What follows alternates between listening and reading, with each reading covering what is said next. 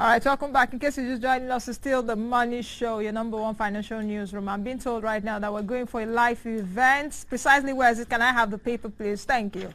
Okay, we're commissioning of the first batch of Kano students to bilingual college. Okay, that's what we're going to be doing right now. But of course, we're still on for our international viewers. We'll be back again. Tokpa Fashua is my guest. I know you wouldn't want to miss it, so we will definitely play back the interview. All right, that's it for our terrestrial viewers, but we still continue. Good afternoon, Mr. Fashua. Good to see you. Good afternoon, Nancy. How are you doing? Not bad. Thank you very much. Good to see you. Yes. Economic sustainability, a whole lot to talk about, isn't it? Where should we start from, actually? Let's look at, okay, let me go to the global, let's take a look at the global perspective before we come into the local view. We've seen what is happening, or we're seeing how the global economy is unfolding. Lately, of course, years of recession.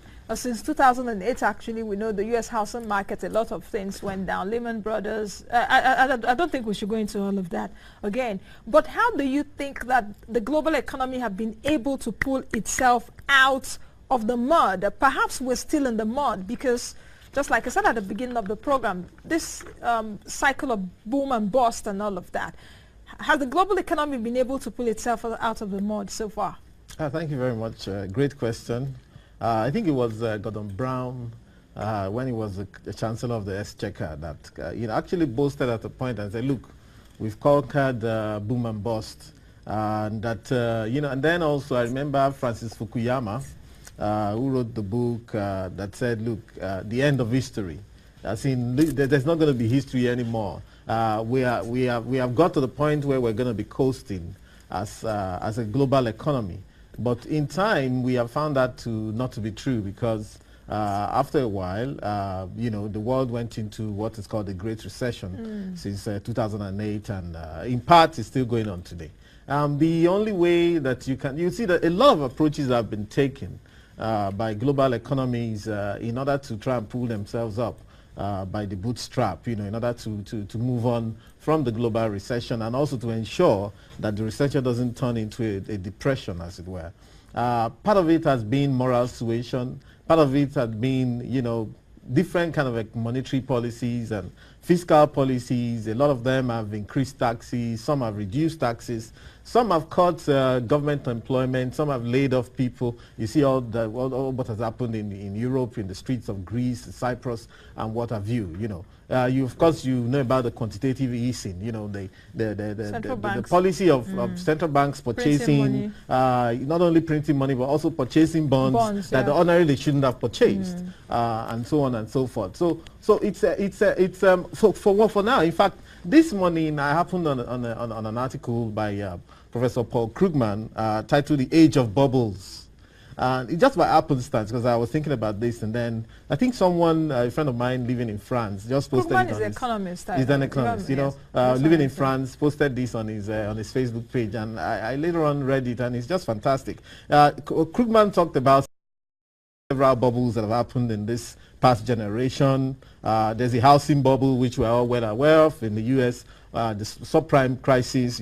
There's a dot-com bubble in 2000 when everybody was opening dot-com companies. There's a stock market bubble like the one we had in Nigeria. There's the Asian bubble that happened in the 90s. There's a commercial real estate bubble that actually happened in the U.S. in 1980s. And apart from that, more importantly now, the bubble that has happened recently is the currency bubble, which many of us were now aware of. And I'm talking in global economies.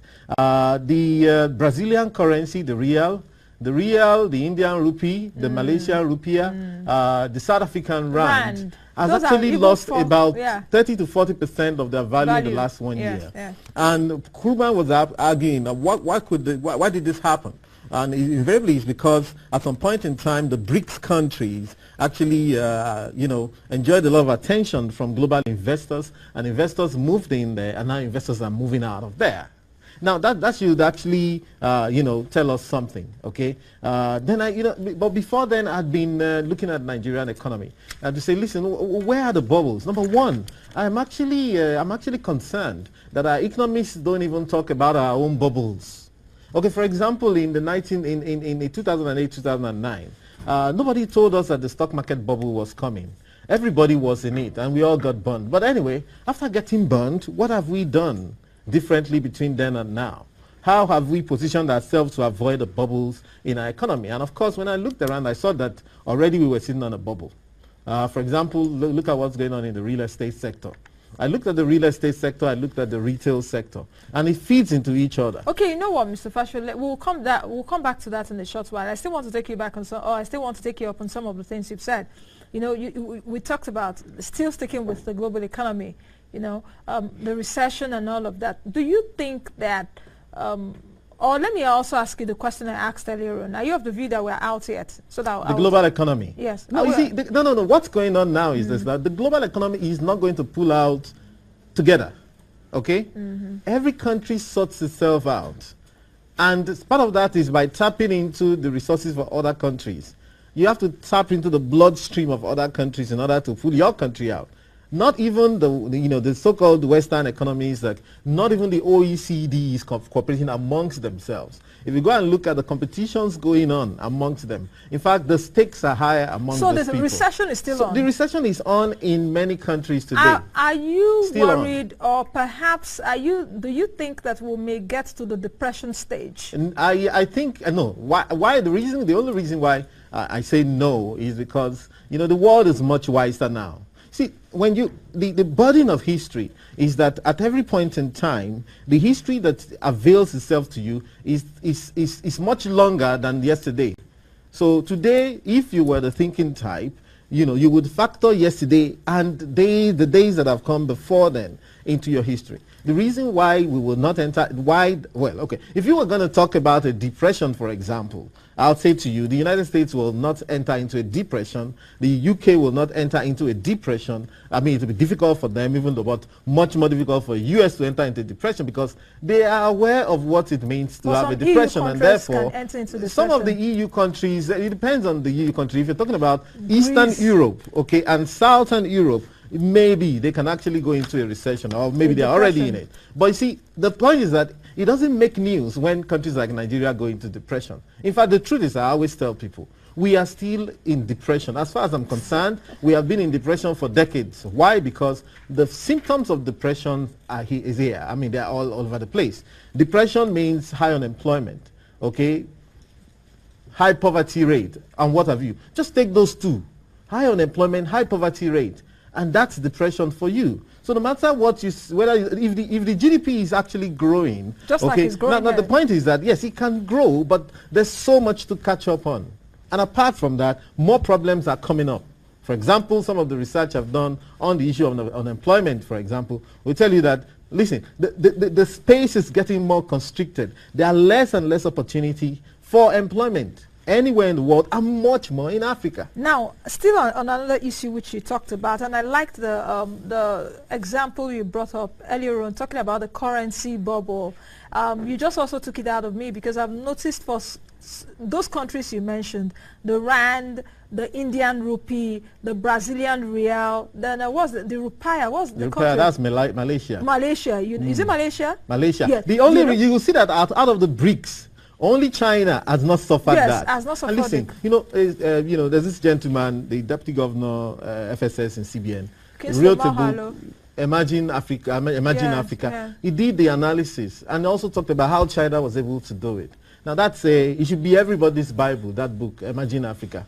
And it's just amazing what has gone on. Only China has been able to protect its currency because it had hands-on approach. What I was going to add to the issue of monetary policy, all sorts of financial policy, fiscal policy, and all those kind of things that countries have deployed in managing the economic situation is that there's also been instances where countries have had to step up and say, look, we're going to take a draconian policy. This is not about democracy. The economy is dying. We don't want the people to be falling down dead on the street. Therefore, we're moving in this direction. We don't care what anyone says. And that's part of the things that a place like China will do. And indeed, I'll say that we here in Nigeria should look more towards those emerging economies. We can't compare ourselves with the U.S. We can't say, because the U.S. has done QE, quantitative easing, we're also going to do QE. It doesn't work because the economies are totally different. Okay, we'll come back to the issue of approach, which is very interesting for me. But let's go back to the issue of this emerging economies or emerging markets, just like we've mentioned Brazil, India, and co. Do you think that perhaps with the issue of recession right now around the world, how do you think that these emerging markets will cope, which I don't know if to categorize Nigeria among emerging market or a frontier market, but anyway. Well, they call it frontier. You know, frontier, but frontier yes, itself, frontier. Well, according to part of what Dr. Moghalu discussed, which I've seen in some of the reviews, the word frontier itself brings up a problem because it means that that's a place where the battle is going on. And there are new books that have been written about the new scramble for Africa, the scramble for the land, the scramble for the resources, you know, and all those kind of things. And like I've said to you before, you know, the space to get a purchase is actually getting more and more restricted. So yeah, you could call Nigeria an emerging economy, you call it frontier. It really doesn't matter what they call you. It's what goes on within you that really matters. The bottom line is that what I've seen in the last few months, and perhaps a year or two down the line, is that to a large extent, you know, a lot more people, a lot more vulnerability. In fact, I must tell you today, the Nigerian economy has never been more vulnerable to the price of crude oil. Never been more than it is today. And I just try to imagine the apocalyptic situation that may arise if there's a plunge in the price of crude oil. Do you think that we've never been no that reason why it will not as we are right now? No, we've never been, and I'll tell you why. I'll tell you why. Part of it is that the economy is much more globalized. For example, I was telling someone just a few minutes ago, say, look, in 2 years' time, when you walk into any Nigerian bank, you think you're in HSBC or Barclays London. Why? Because there's going to be 2 or 3 staff in there. We are moving in a certain direction, okay? Information technology is actually making us bootstrap. Information flies faster than you'd ever imagine, you know? So things are not, we cannot live life like they used to do in our father's time, our grandfather's time anymore. Things have changed. The entire global economy is gravitating, and in which case, things like boom and bust becomes much more relevant to our situation. We must be able and ready to notice trends in our economy and say, hey, this is where it's going. Because if it goes like that for Britain, for US, for China, for Malaysia, for India, it's going to go like that for us as well. We can't pray out of the problem where we have. We have to jettison superstitious approaches and embrace science and technology and analytical approaches, you know, in getting where we want to get. That brings me to the approach of how we structure our economic policies. You made mention that we are not the U.S. We shouldn't compare ourselves to the U.S. because the two economies, the Nigerian economy and the U.S. economy, quite different, which I also agree. You know, the U.S. economy is much more structured than ours right now. So what fundamental approach do you think that we can use to manage where we are? You mentioned China.